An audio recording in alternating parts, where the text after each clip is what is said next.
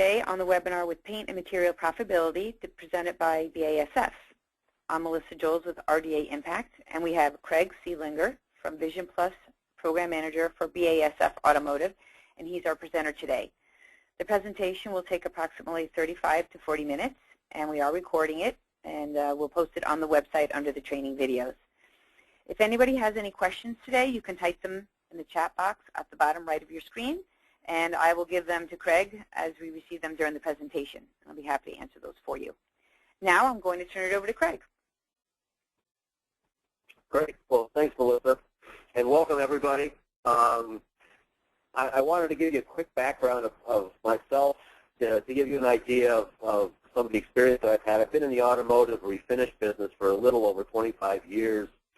Melissa and I were kidding a little earlier. I go back to the old lacquer days, so any of you that are online listening, that go back that far, you know, I'm right with you. Some of the things that I do with Vision Plus is it is around doesn't have to do with paint. It's all about process and business improvement. So that's what Vision Plus is all about. So with that said, we'll jump right into it. If the laptop will cooperate.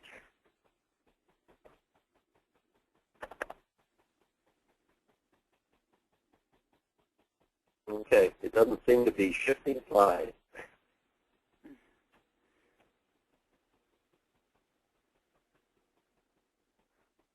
Melissa, have you run into this before? No. There's this. Worked yesterday. There we go. There we go. It was sleeping, I guess. I don't want to start out on the negative, but I have to put this disclaimer up as far as the antitrust statement.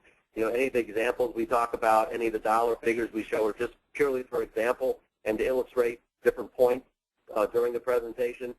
So, you know, the hypothetical profit margin, labor rates, those types of things are just for the examples in here as we go through this.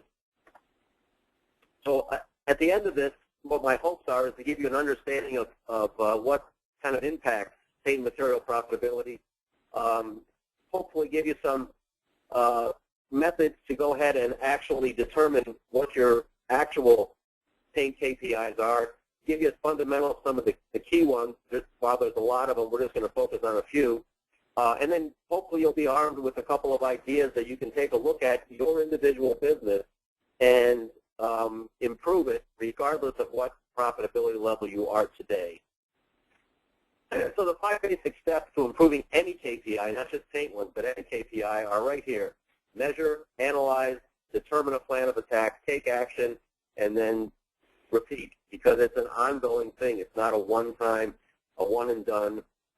But the key is to spend time in the measure and the analyze part, because what that will do is it will produce better results when you do plan your attack and when you do take that action.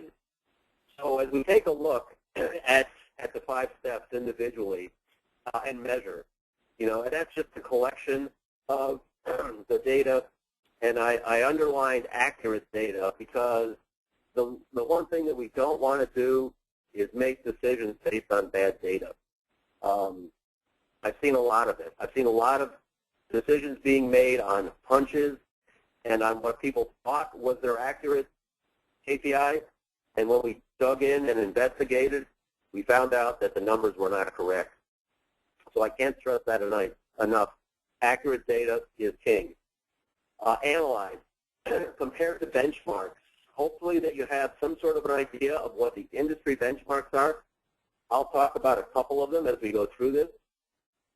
Compare those to your internal goals. Take a look at the averages. You know, don't look at just spikes in a KPI. And one of the keys is determining a trend. And so we'll talk about that in a little bit. In determining a plan of action and setting goals, I can't stress enough that when you go ahead and set a goal, it needs to be something that can be short-term and then also a long-term goal.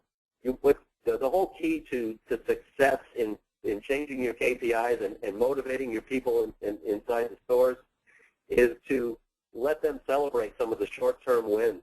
While you may have a long-term goal to increase paint material profitability by 8, 10, 12%, whatever that is, having a goal short-term within a few weeks or actually a month or so of just increasing it 3 or 4% will let them see the benefits of what they've actually done, so that they'll believe you when you say, you know what, we can get to 10 or 12 or 15, whatever that might be.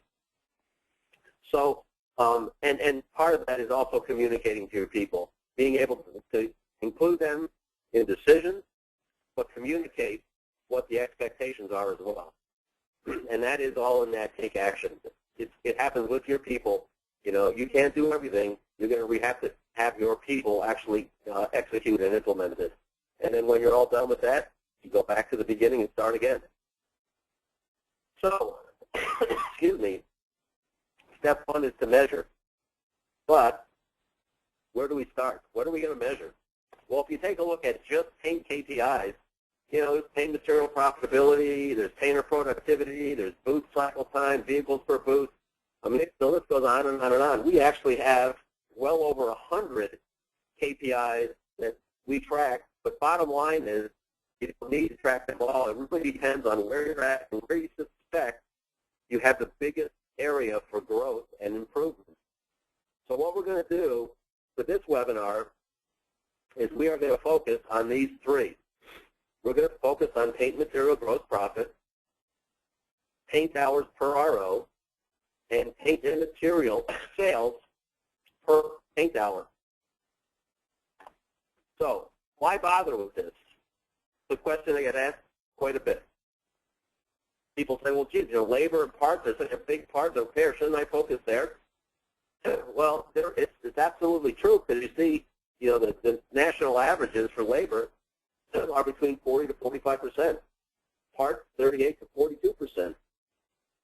Materials is down to 8 to 11%. Very, very small piece. And sublet, for those that are still doing it, it only accounts for 4 to 6%. So yeah, paint material is a very small piece of that puzzle. But if you take a look at where the industry is today, the average paint material gross profit is between 20 to 28%. Top performers are 45 plus. So that's a 17% difference from the industry average. I mean, I can work with shops that have over a 50% gross profit in paint material, so I know it's definitely obtainable. And so what does this really mean? You know, what's the opportunity? So if you take a look at the average of about 8.5% of total sales, and if you were at that 20 to 5% gross profit and wanted to get up to the, you know, add that 17% where that gap is, if you were a shop that was doing a little over $1 million a year, you're actually leaving on the table approximately $17,000 every year. If you're a shop that's up close to $5 million, it's almost $70,000 that you're leaving on the table, that you're not collecting, and you're entitled to it. So, measuring profitability. We're going to start with an aggregate measure to determine what your current status is. And in doing so, we want to take a look at, you know, the primary KPI is going to be paint material gross profit. So the calculation is there. It's a very simple equation.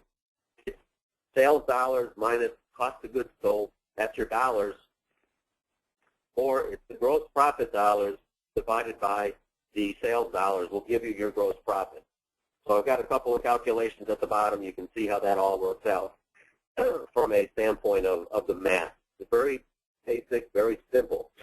But keep in mind, it's that cost of goods sold. So we're going to talk about that in a minute. But I want to just emphasize one more time. You have to have that valid data. And what we want to make sure is that we don't base a decision on one single month. So you can take a little tip. Never make a decision based on a single month data. Look at several months. We prefer at least a minimum of 3. Definitely 6 is the way to go. And what you're looking for is trends in those KPIs or in those numbers. So this is an example of, of every paint company has them, of some way to track KPIs. This is an example of one that we actually use. So you can see where it has prior 6 months, and then there's 6 months of data, and then average for the most recent 6 months. It lets them compare to benchmarks and their shop goals as well. So definitely recommend you check with your paint company and have some sort of a mechanism to track it month over month. So gross profit. I want to focus on that paint material cost of goods sold, as I mentioned earlier. What is paint material cost? It's paint only. It's associated products. So typical paint cost. We look at it as liquid. Look at it, that's not, it includes primers, clears, sealers, hardeners, base coats, single stage, reducers, all that stuff. When you get into the associated products, or ATA, or allied, they're called a lot of different things across the country. Those are the products that we want to include as cost of goods sold, but we want to make sure that they are in fact a material that's being used for the repair and not something that is a shop supply. If you start coding shop supplies into your paint material, you will hurt your gross profit number. So I'll give you some examples. So what should be coded as paint material cost of goods? You can see the list there. I'm not going to go through it all, but it's everything that has to do with producing billable hours in the shop. Take a look at things that should not be coded as cost of goods sold: air tools, spray guns, repair kits, air hoses, booth filters. I mean, those type of things are not materials, okay? It's important to work, those of you that are managers and have to report to somebody, work with your management to make sure that the shop is identifying the products correctly and making sure that they get coded into the right bucket. If it is a material that's producing billable hours, fine. But if it's something that is a shop supply or shop maintenance, it does not go in paint material. Okay, so the standard calculation, paint material sales, it's paint labor hours times the material rate. So the example here, if there's 10 paint hours and your door rate was 24, you're getting $240 for paint materials. But there are other line items that are rarely included in paint material. Okay, now this is where you're going to start picking up some of the nickel and dime that will add up at the end of the month. Now, you may see them sometimes when you estimate that they actually show up as sublet or as part sales, but that's not where they belong. They actually belong in paint materials. So, and we'll talk about some of those here. I think it's the next slide. So, if they are in there, you're going to inflate your cost against a standard sale, and that will actually erode that gross profit margin away.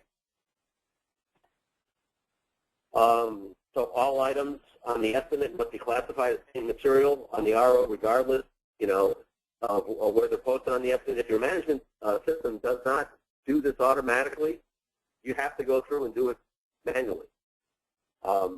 Depending on the management system that you use, when you bring that estimate in, you will need to go through and make sure that flex additive and some of the other things that are classified in that may end up in sublet or may end up in part get moved over into paint material. So classifying paint labor time, when an estimator or adjuster provides an hour or two in body labor to cover a paint application, we really want to see if an adjuster is negotiating some time on an estimate with you, and it is in fact paint time, don't settle for taking a couple hours of body labor.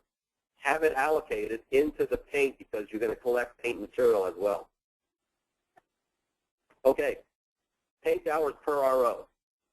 This is a good one, and I hope that some of you are already keeping track of this, of how many paint hours per RO your estimators are actually averaging, because it will have a huge impact on your bottom line and the profitability in the shop. So what are the industry averages? Industry averages are between 6 to 8. 7 seems to be a very, very common number, but we see top performers that are getting 9 and 10 plus. Now, I do understand a lot of that's going to depend on the size of the repair. If you do an awful lot of dealership work, it's a tough number to hit because you do a lot of mirrors and door handles and, parking lot damage on new vehicles. So very, very small repairs. That will definitely impact your paint hours per RO. But if you're not doing a lot of dealer work, that number should be, the goal is to get above 8. If you can get above 8, you'll be doing really, really well, because the difference there is about 30%. So while we're talking about KPIs, one of the things that you want to take a look at is that, paint hours per RO, sales per RO. There's a lot of things that are based on the number of ROs. It's not unusual. I see it all the time.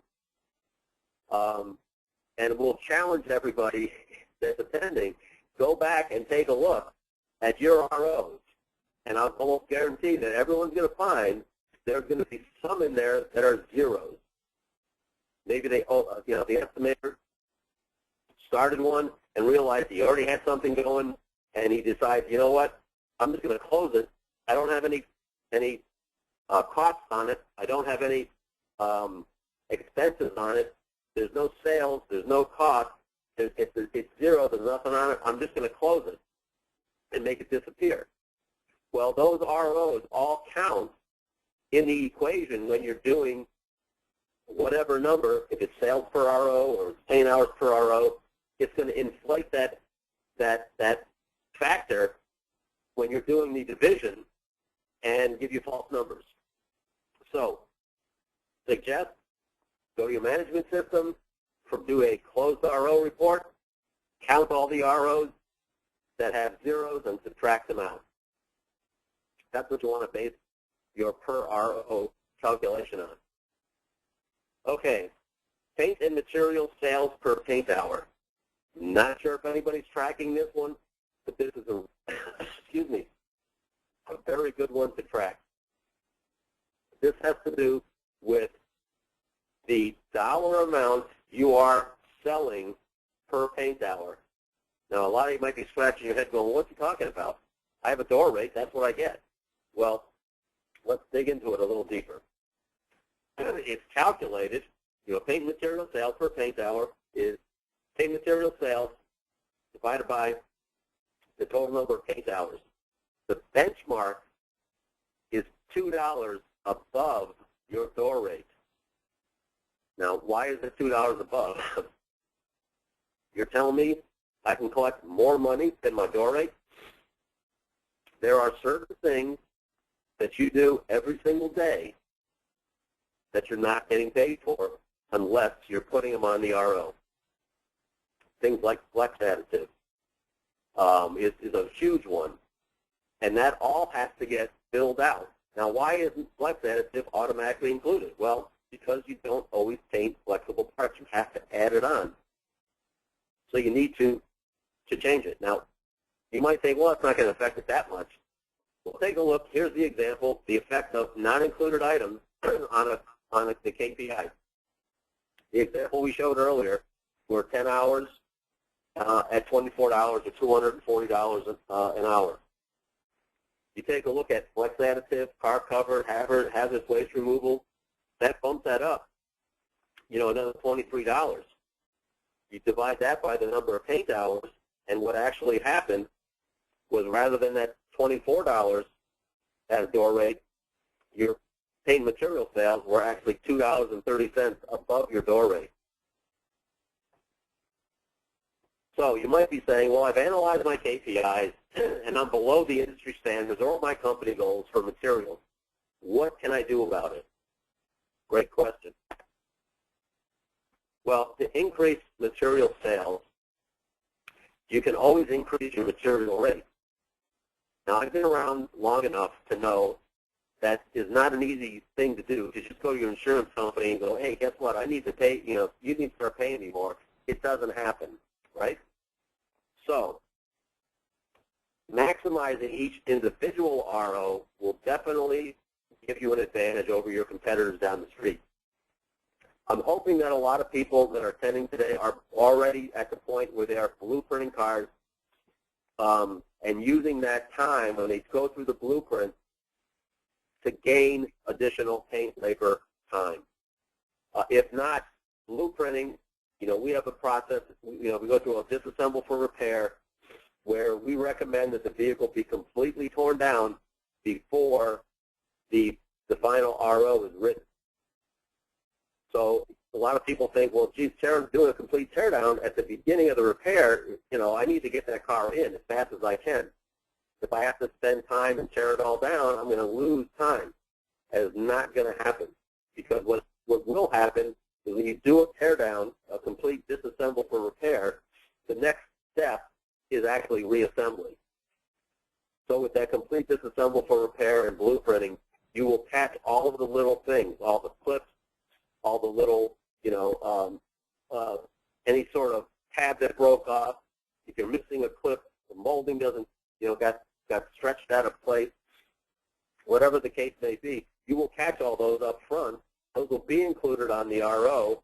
You'll get paid for them, and the vehicle will actually be assembled a lot faster than if you just get it into production, start the process, and then have to stop and wait for it and do a supplement, okay? Because you're going to eliminate all those supplements up front. By doing that, this disassemble for repair and the blueprinting, it's going to allow you to capture all those, those paint materials that aren't included items, and also capture any not included labor time as well. So you take a look at where do you find all this stuff and find all the information. You're going to find these in the P pages, and I'll show you an example of that coming up here. So maximize the RO. Make sure you're being paid for every operation that you're performing. So often we see time and time again that a technician knows the proper way to repair it, whether it's on the RO or not. And they think, you know what, I'm not going to stop and go up and tell them, oh, yeah, I need to put seam sealants or replace the quarter or rubberized undercoating, and I'm just going to do it. Rather than, I don't see it on there, but it had it on when I took it apart. I got to put it back on to make it right. And they just do that operation, and they don't collect on it. So, we want to completely identify all damage and document it in the repair plan, in that blueprinting process. Create a complete damage report so that there's no supplements that are going to be needed. Work with numerous shops that have already begun to do this complete damage report, complete disassemble for repair. They look at writing that RO as a final bill before that car is actually reassembled. It's amazing how it works. So the goal in our particular case is to maximize paint labor supplements, catch those missed labor operations and the additional damage, and perform that P-page audit.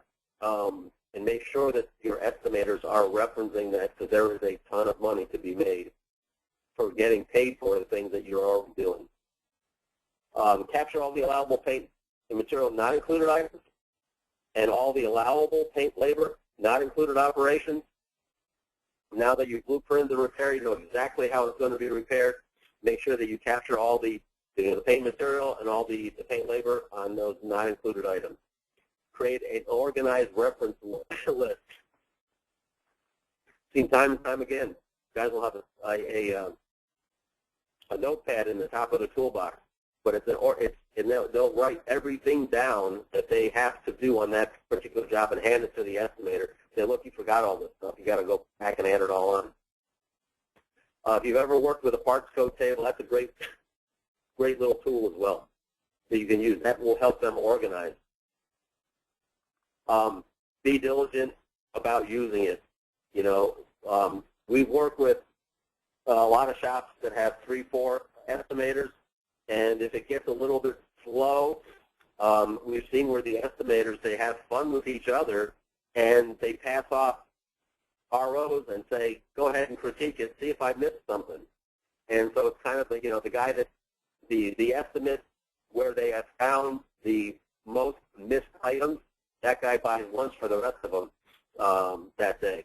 So, you can have fun with it, but it's definitely scrutinizing those ROs will gain you big dollars. Paint supplements are often overlooked. We really encourage our shops to go ahead and if they are not getting fully paid or they have a cap, write a paint supplement. If you take a look at our paint mixing scale has the ability to actually write or create a paint invoice out of it. It can be done to help justify the cost to say, look, here's exactly what it cost me to mix the material for that particular job.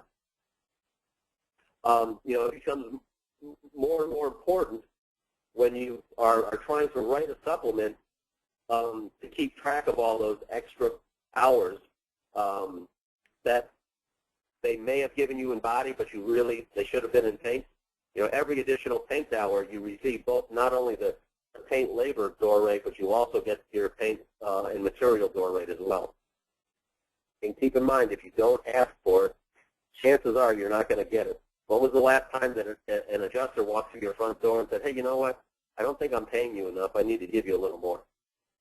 So maximizing the RO, here's the list. I'm not going to go through and read every single word of it, but these are the things that you are entitled to be paid for, and they are not included in the standard hours of paint labor. So, just to highlight a couple things, like the the anti-corrosion protection, the flex additive we talked about, protective coating on some of the panels that are on the vehicle. Sound setting is another one. Seam sealers, things like that. And as cars are becoming more and more sophisticated, you're seeing some materials with the aluminum, the special composite, high-strength steel and all that. Some of these vehicles are now being glued together or riveted together. You're entitled to get paid for that extra stuff. It's available to you in, Mitchell & Motor has procedures. If you've ever gone to that degweb.org website, you can download any of the P pages from Mitchell, from Motors, and Autotex. They're all on there. So I would highly recommend that if your estimators are not referencing those, that they begin to. And so why bother? We kind of talked about this at the very, very beginning. The profitability in doing all those things that we just kind of,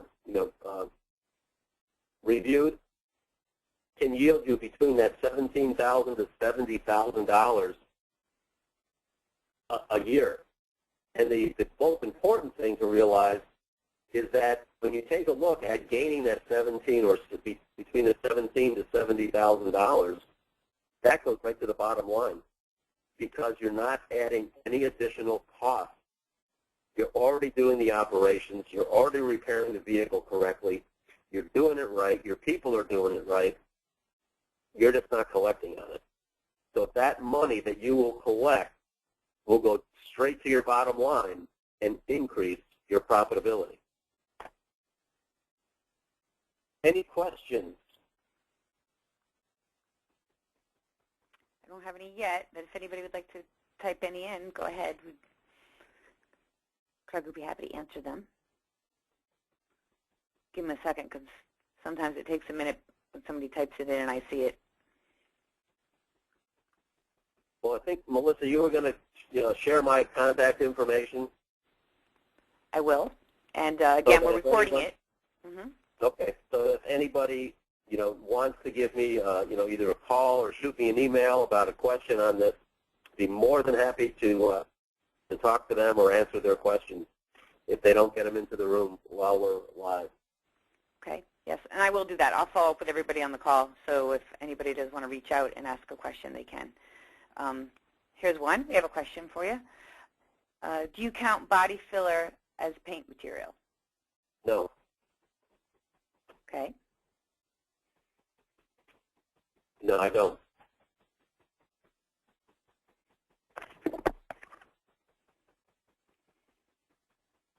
any sandpaper, adhesives, all of that, the tapes, masking paper, all of that.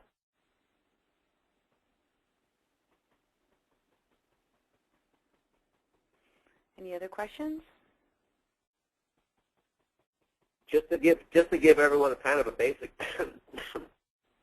guideline, if you take a look at your shop supplies, your shop supplies should not be a gigantic number.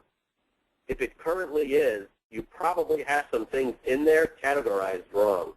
So if your shop supplies are $1,500, $2,000, you know, if you're a $2 or $3 million shop and you have over $1,000 in shop supplies a month, chances are you have some product that's miscategorized. So it's making one number look real good, and it's making another number look real bad.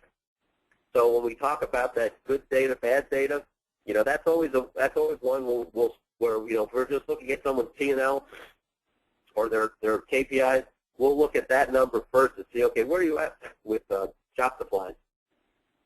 And if it's a high number, then we need to dig down and see, okay, how are you, how are you breaking this down? Are you getting an, itemized invoice from your distributor, where you're getting, liquid, and you're getting, associated products separated out?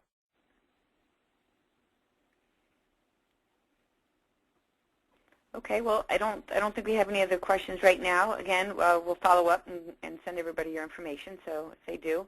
And, thank everybody. Want to thank everybody for participating, and continue to send us your suggestions for future webinars, and we'll be in touch with upcoming training opportunities.